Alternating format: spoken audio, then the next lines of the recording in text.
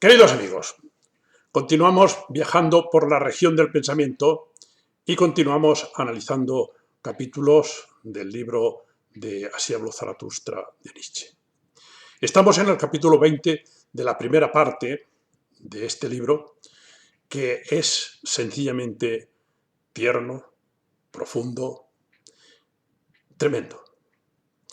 Es un capítulo de un filósofo como Nietzsche que difícilmente encontramos un análisis de lo que es el ser humano en sus aspectos más cercanos, más íntimos. Nietzsche tenía la capacidad de acercar la cámara para ver qué hay en la profundidad de nuestras almas. Y así lo dice. Quiero lanzarte una pregunta que será como una sonda que vaya hacia lo más profundo de tu conciencia, de tu ser. A ver qué es lo que hay allí. ¿Cómo es tu conciencia? ¿Qué es lo que tú quieres? Es verdad que este capítulo, que para mí es un capítulo extraordinario, nos interpela. Nos interpela y nos pone nerviosos. Incluso a veces da la sensación de que tendría que meterse en sus asuntos y no en los nuestros. Pero cuando reflexionas un poco, le agradeces que sea así de incisivo y así de penetrante. Y eso es lo que hace Nietzsche en este capítulo. Ser incisivo y ser penetrante. Interpelarnos sobre aquello que nosotros hacemos. Pero de una manera muy cercana, muy íntima. En este capítulo se encuentra lo que yo siempre digo de Nietzsche. Fortaleza, garra, deseo de ascender, deseo de ser mejor, deseo de hacer un mundo muy diferente del que tenemos. Pero, por otro lado, de esa fuerza de voluntad, de esa energía, de esa garra, por otro lado está la ternura del pensamiento de Nietzsche. Nietzsche acaba en muchos de sus capítulos hablando del amor y hablando de forma muy tierna de todo. Así va a ser aquí, hoy también. Bien, un capítulo en el que tendríamos que aprender estas dos cosas. Y un capítulo en el que deberíamos de reflexionar sobre aquello que nos pide. Porque no estamos acostumbrados a plantearnos el sentido de nuestras acciones. ¿Qué sentido tienen? ¿Qué se pretende? ¿De dónde procede? ¿Por qué hago lo que hago? Claro, nosotros los seres humanos tenemos la facultad, la capacidad de poder hacer este tipo de preguntas y este tipo de reflexiones. Y deberíamos de distinguirnos de los animales justamente por eso. Aunque hay personas que creen que este tipo de conciencia, este tipo de transformación no es necesario. Es cuestión de vivir de forma relajada y natural. Bien, a eso es a lo que Nietzsche le llama un lamentable bienestar. Cuando ahora Nietzsche nos pregunte por este tipo de cuestiones, nosotros nos vamos a dar cuenta de que vivimos en un bienestar. Y queremos seguir viviendo en ese bienestar, pero nos vamos a dar cuenta que es un lamentable bienestar. Y que quizás tendríamos que, aunque no fuera tan bienestar, cambiar y que no fuera lamentable. A lo mejor no es ni bienestar ni lamentable. Ya os digo, es un capítulo increíble, en el cual nos interpela por nuestras intenciones, por nuestros proyectos, por nuestras propuestas. Es un capítulo corto, no es muy largo, del hijo y del matrimonio. Habla de las dos cosas, aunque efectivamente las relaciona, porque tienen mucha relación. Vamos a ver lo que nos dice Nietzsche en este capítulo, que es muy, para mi entender, muy interesante. Empieza diciendo lo siguiente. Tengo una pregunta para ti solo, hermano mío. Como una sonda lanzo esta pregunta a tu alma para saber lo profunda que es tu alma. Como una sonda, imaginaros en el mar, que lanzamos una sonda, nos va a lanzar una sonda para saber cómo es de profunda nuestra alma, si está muy lejos o está cerca, qué es lo que hace. Tú eres joven y deseas para ti hijos y matrimonio, pero yo te pregunto, es una pregunta terrible, ¿eres un hombre al que le sea lícito desear para sí un hijo? ¿Eres un hombre al que le sea lícito desear para sí un hijo? ¿Qué es lo lícito? ¿Quién pone lo lícito y lo ilícito? ¿Quién? Pues Nietzsche se atreve a hacer esa pregunta. Es él el que decide lo que es lícito y lo que no es lícito, y cuándo es lícito tener hijos y cuándo no es lícito tener hijos, y cómo es lícito tener hijos y cómo no es lícito tener hijos. ¿De dónde toma Nietzsche esos criterios? Pues claro, Nietzsche toma esos criterios de la idea que tiene de cómo tiene que ser la humanidad, de esa imagen que tiene de futuro, de proyecto.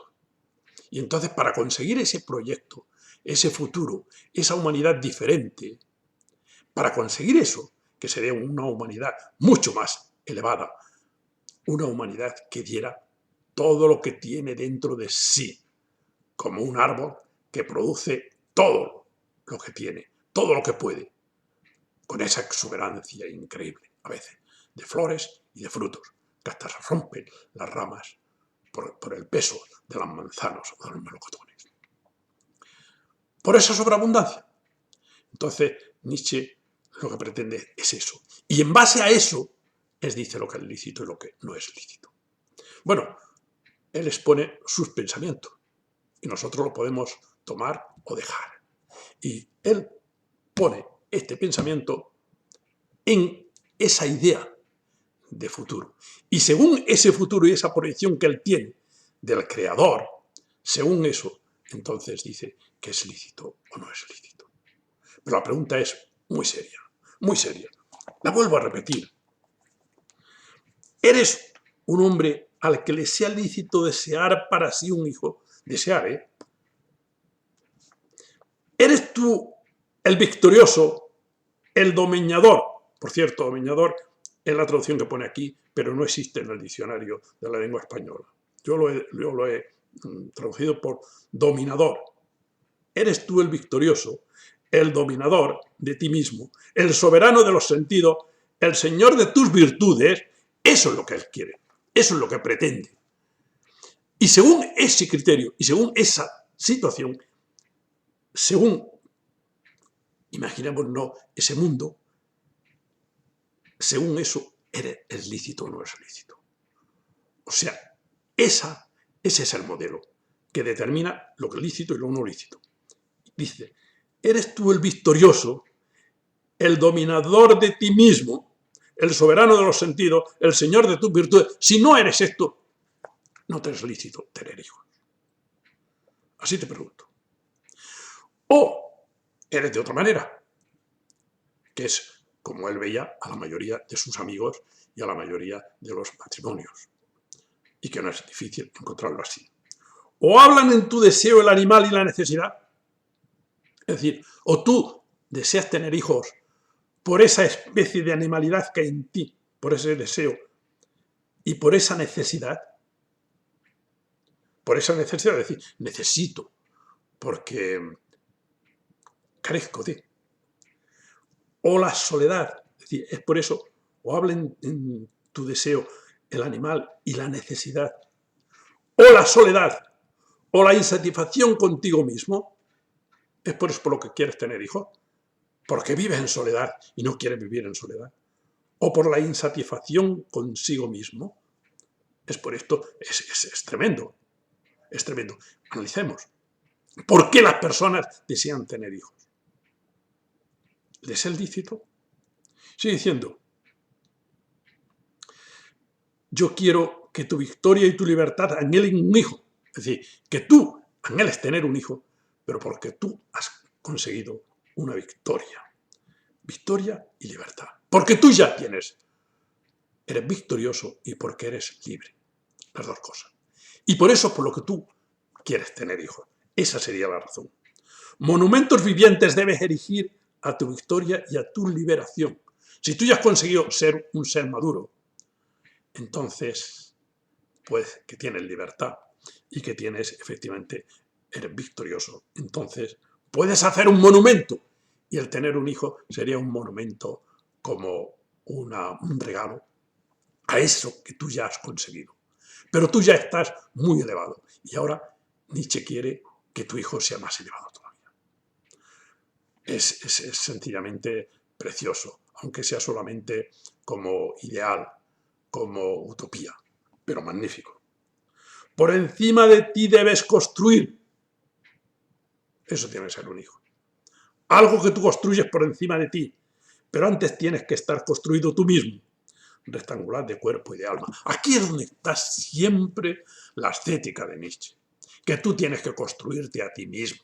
Cuando te hayas construido a ti mismo como un ser digno, como un ser elevado, como un ser que es capaz de dar lo más maravilloso que tiene dentro de sí mismo, entonces te será lícito todo esto. Entonces podrás hacer todo este tipo de cuestiones. Dice, no debes propagarte solo al mismo nivel, sino hacia arriba. Cuando tienes estas ideas claras, que quieres propagarte hacia arriba, no en el mismo nivel de hacer las cosas para que sean como tú eres, sino que tienes ese deseo, esa intención de superación, de empuje, de progreso, de ascenso. Entonces, dice, ayúdate para ello el jardín del matrimonio. Qué bonito. Cuando tú tienes esa idea, entonces sí, eso te va a ayudar el jardín del matrimonio. La imagen es preciosa, el matrimonio como jardín, aunque él no se casó nunca, pero lo veía así. ¿Qué es un jardín? Un jardín es algo muy variado, pero algo siempre precioso, bello, atractivo.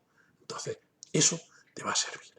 Y entonces sí que, efectivamente, podrás encontrar y debes, entonces, de buscar ese matrimonio para tener hijos. Un cuerpo más elevado debes crear. Tú debes de crear un cuerpo más elevado. A ver, Nietzsche cuando habla de la elevación se refiere a dos cosas que a veces es muy difícil de determinar.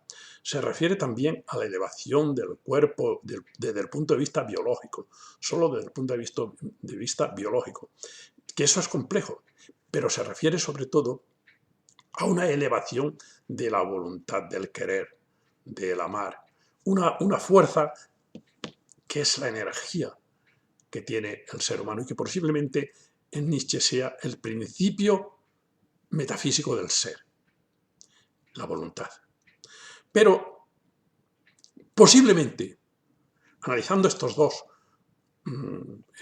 vertientes, la biológica y la de la voluntad, posiblemente él defienda que biológicamente se transforma, hay una transformación, que esto podría también pasar según la teoría de la evolución, si la voluntad actúa. Es decir, si la voluntad actúa sobre la biología, entonces la biología puede transformarse. Porque cuando tú vas ejerciendo a que la voluntad o obligándole a la voluntad a actuar de una manera, la biología acaba siendo aquello que la voluntad quiere. Por lo tanto, es una cuestión de ir creando, de ir indicando, de ir dirigiendo. Y cuando vas dirigiendo, la misma voluntad va a actuar también en ello. Bien, pues aquí yo creo que efectivamente él piensa que con esa fuerza, con ese control, también la biología se transformaría, se cambiaría y se elevaría. porque si no, si la biología va a seguir siendo, como si dijéramos, muy pobre, en deseos, en fuerza, en energía, la voluntad también se debilita. Y yo creo que ahí hay una especie de dialéctica en la cual mutuamente se pueden ir ellos ir ayudando para poder seguir progresando.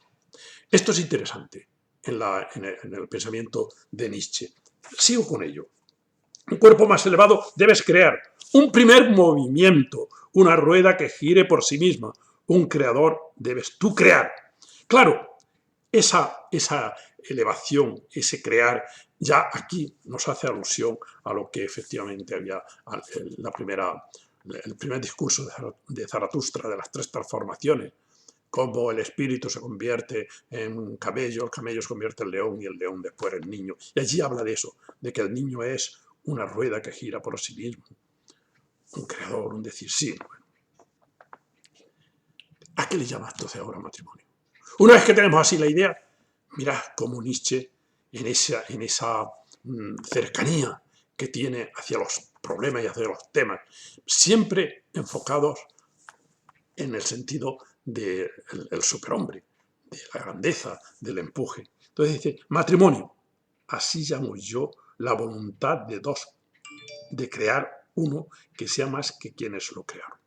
Matrimonio es aquella unión para conseguir crear a alguien que sea superior, que sea más que quienes lo crearon. Eso es matrimonio para él. Respeto recíproco yo llamo yo al matrimonio entre quienes desean eso. Cuando se desea eso, para él eso merece un respeto increíble entre los dos. Sea este el sentido y la verdad del matrimonio, de tu matrimonio. Claro, tenemos que preguntarnos y tenemos que ponerle sentido. ¿Qué sentido tiene el mundo que parece que no tiene sentido? Y se lo tenemos que poner nosotros. Entonces el sentido que quiere aquí Nietzsche poner al matrimonio es ese. De unión para crear algo superior a lo que son ambos. Pero lo que llaman matrimonio los demasiados, esos superfluos, ay, ¿cómo lo llamo yo? Pero claro, eso no es lo que la gente, no es eso a lo que la gente le llama matrimonio. La gente le llama matrimonio a otras cosas. Vamos a verlo aquí. Cómo él ve la visión que él tiene de lo que son las sociedades matrimoniales de su época, que yo creo que no han cambiado mucho de lo que él decía. Y fijaros vosotros qué análisis hace aquí. Dice, hay esa pobreza de alma entre dos, esa pobreza de alma, cuando están allá unidos, pero que es una pobreza de alma porque no tienen proyectos espirituales, proyectos de matrimonio, proyectos de decidir qué es lo que nosotros queremos. Es decir, esas preguntas fundamentales que son las que le dan sentido a la existencia. ¿Para qué hago yo esto? ¿Qué finalidad tengo yo con esto? ¿Por qué lo hago? ¿Quién me empuja? ¿Cómo lo hago? Y sigue diciendo, dice, hay esa pobreza de alma entre dos, hay esa suciedad de alma entre dos, hay ese lamentable bienestar entre dos. El lamentable bienestar del que hablaba yo antes, que para Nietzsche es como se vive actualmente. Buscando un bienestar que es lamentable, porque es un conformismo. Matrimonios llaman ellos a todo eso. Y dicen que sus matrimonios han sido contraídos en el cielo. Claro, han sido bendecidos por un Dios cojo, como le va a decir aquí ahora. Bien, es que estos matrimonios nosotros los hemos contraído en el cielo. No, a mí no me gusta ese cielo de los superfluos. Bien, Nietzsche le llama superfluos porque si no estuvieran, el mundo seguiría siendo igual o mejor, porque son parásitos. Le llamo muchas veces superfluos. De nosotros depende que seamos superfluos o parásitos o que no lo seamos. No, a mí no me gustan esos animales trabados en la red celestial. permanezca lejos de mí también el Dios que se acerca cojeando a bendecir lo que Él no ha unido. Claro, eso sucede con los matrimonios donde viene Dios y bendice aquello que ellos han decidido, pero en este sentido despectivo del que habla Nietzsche. Y ahora dice algo tremendo. No os riáis de tales matrimonios. Porque uno se podía reír. Oye, fíjate tú lo que dice Nietzsche. Qué curioso, nos vamos a reír. ¿Qué hijo no tendría motivos para llorar sobre sus padres? Amigo, esto es muy serio. Porque hay hijos que tienen muchas razones para llorar por los padres que tienen. Yo, que ya os he dicho muchas veces, que he sido director de centros escolares casi siempre, de instituto y después de centro de la universidad a distancia, me he encontrado con muchos padres. Me acuerdo en una ocasión que estaba en el instituto de director y llamé a unos padres para colaborar conjuntamente en que el hijo mejorara. Y llegó el padre, se sentó en el despacho, el hijo, yo llamé también al hijo, estábamos los tres, y el padre empezó a hablar de la siguiente forma. Es que mi hijo es un traste, es que mi hijo no sirve para nada. Es que mi hijo, cuando yo llego por la noche a casa, que vengo cansado de trabajar, entonces me empieza a decir, papá, te quiero explicar lo que hemos hecho hoy en clase. Y yo le digo, niño, déjame tranquilo, que yo estoy cansado y que quiero ver la televisión y estar tranquilo. Yo me quedé sencillamente pasmado. Y dije, qué desgracia para este hijo. Luego ese hijo es maravilloso, es una persona que vive aquí, que trabaja, que tiene maravilloso, pero es para llorar, sencillamente para llorar. No es para reírse de este tipo de actuaciones. Entonces, digo este caso porque es muy difícil, imposible prácticamente que nadie pueda identificar a qué persona me estoy refiriendo. Por lo tanto, es para llorar, según dice Nietzsche. Porque he visto también, a veces, temblar personas. En mi novela, que he escrito hace poco, también lo explico, como niños que temblaban, que estaban guardando las vacas y las cabras en la montaña, y temblaban cuando veían venir a su padre porque les pegara, porque no habían hecho las cosas bien. Y temblaban. Incluso de ver venir a su padre y mearse en los pantalones de miedo, porque estaba seguro que su padre le iba a pegar. Qué terrible que una persona sienta miedo cuando ve venir a sus padres, sienta miedo de ellos. Sencillamente es terrible. Bueno, pues de este tipo de cosas existen. Y a Nietzsche esto le ponía muy nervioso, no le gustaba nada. Por lo tanto, no es para reírse, es para llorar. Dice Nietzsche aquí. Aquí se ve también su ternura. Digno me parecía a mí ese hombre, y maduro para el sentido de la tierra. Mas cuando vi a su mujer, la tierra me pareció una casa de insensatos. Bueno, ahora va a describir a ciertos matrimonios. Se habla si es que él conocía amistades que eran así, se está refiriendo a algunas de ellas. Sí, yo quisiera que la tierra temblase en convulsiones cuando un santo y una gansa se aparean. Bueno, con esas expresiones que utilizaba Nietzsche tan fuerte. Cuando un santo y una gansa se aparean, también podría decir lo contrario. Cuando una santa y un ganso se aparean. Bueno, pues lo pongamos así.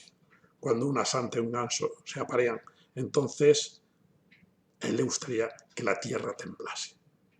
Por lo tanto, hay que intentar buscar a esas personas con las que tú puedes construir ese ser superior a ti mismo.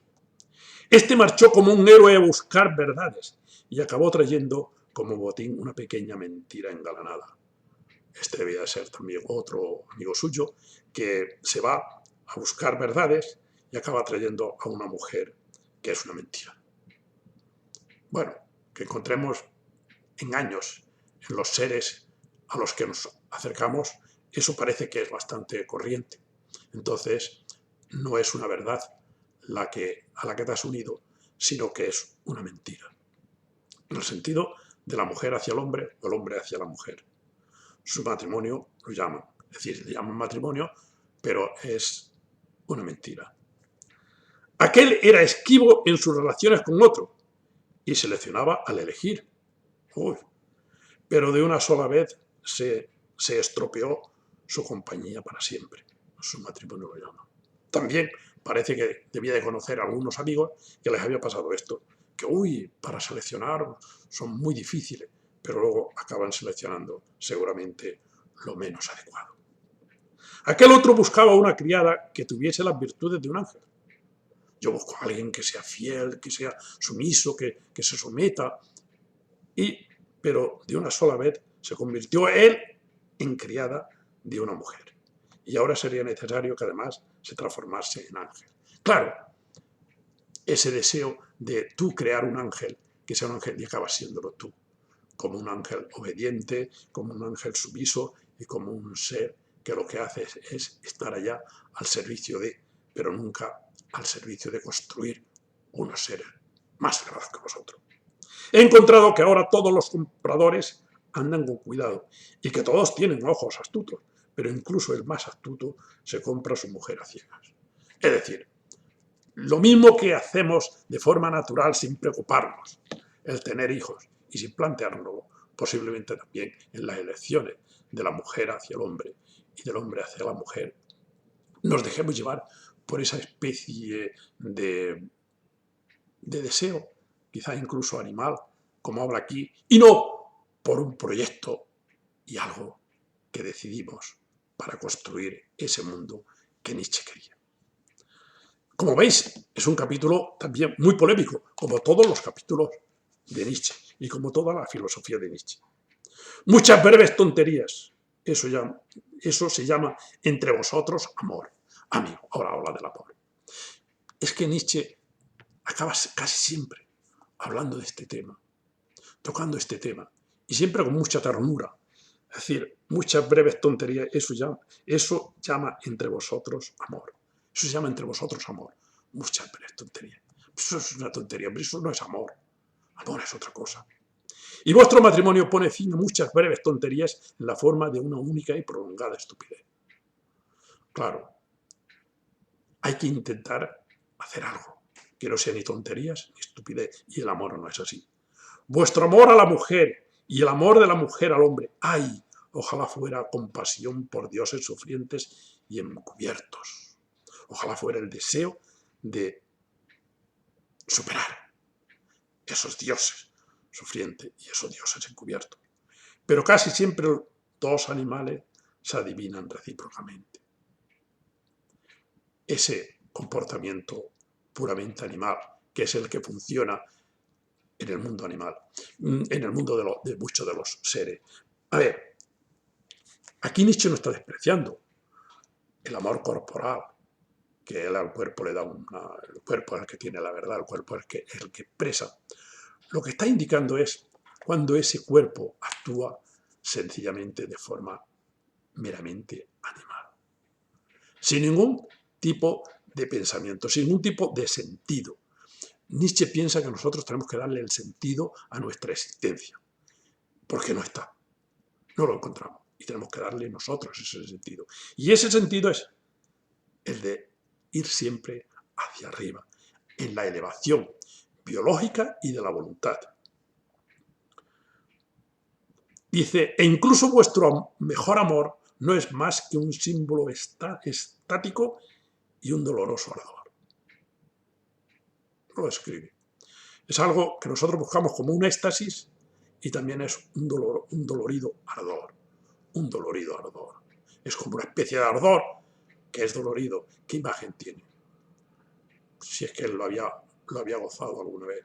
Bueno, si aquí se está refiriendo en realidad lo que es el amor entre dos seres que se quieren, lo describe muy pobremente.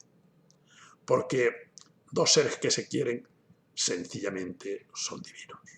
Es divino. Es algo maravilloso. Entonces hay éxtasis y hay también ardor. Pero no es dolorido. Y aunque sea dolorido, es sencillamente maravilloso. Es una antorcha que debe iluminaros hacia caminos más elevados. Bien, de acuerdo. Sí, el amor tiene que ser una antorcha que nos dirija, que nos vaya iluminando para ir hacia caminos más elevados. Eso es precioso, precioso. Por encima de vosotros mismos debéis amar alguna vez. Claro que hay que amar. Aquello, ese futuro que va a venir, esos hijos, por encima de nosotros mismos, amar a eso. Y eso se suele hacer también. Por ello, aprended primero a amar. Qué bonito. Y para ello tenéis que beber el amargo cáliz de vuestro amor. Sí, porque aquí en este sentido el amor es maravilloso, pero tenéis que efectivamente sacrificaros para que pueda salir algo que sea superior a vosotros mismos. Pero cuando ese amor es así como lo describe, entonces solo se recibe alegría y bienestar, pero bienestar no lamentable, sino profundo. Dice, amargura hay en el cáliz incluso del mejor amor. Por eso produce anhelo del superhombre. Por eso te da sed a ti, Creador. Como si efectivamente hubiera que poner algo del alma, de la conciencia, para que ese amor fuera más elevado. Aquí también para mí hay unas ciertas contradicciones en Nietzsche, que es la relación de la conciencia, de la mente, con la voluntad, con el inconsciente, si queréis, con esa energía, con esa fuerza. Y aquí en el amor, que existe esa fuerza, esa potencialidad, ese deseo extraordinario, yo creo que la solución es siempre hacer pasar esa energía, esa garra, ese deseo, si queréis, por el tamiz de la inteligencia, pero no para frenarlo, sino para potenciarlo y dirigirlo, pero nunca para frenarlo. Yo creo que en esto estaba también Nietzsche de acuerdo. No se puede frenar.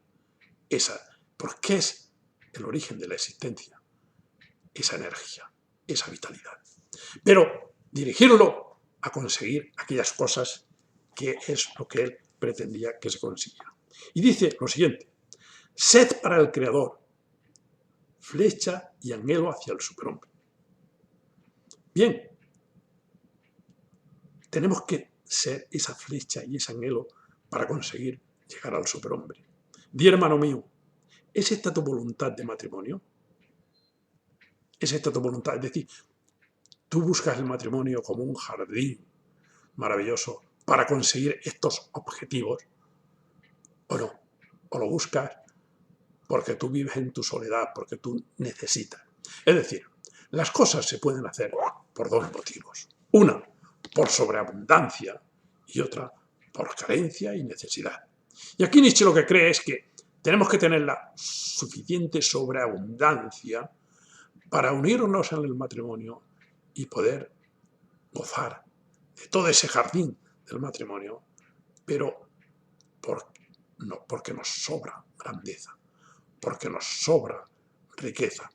Y eso que sobra es lo que va a esforzarse para construir algo, unos seres que sean superiores a nosotros mismos. Bien, que sea como utopía me parece fantástico. Dice, santos son entonces para mí tal voluntad y tal matrimonio. Así habló Zaratustra. Para él esta es la santidad. Esto, aquellos personajes, aquellos seres que se unen con la intención de tener unos hijos que sean verdaderamente creadores. Como estáis viendo, es una interpelación que hace Nietzsche a sus discípulos. Nietzsche es un maestro, Zaratustra es un maestro que va predicando y va intentando que los seres mejoren, que den lo más profundo de sí mismos, que den lo mejor que tienen. Y para eso explica. Y explica temas que son temas concretos, singulares, pero que son temas vitales.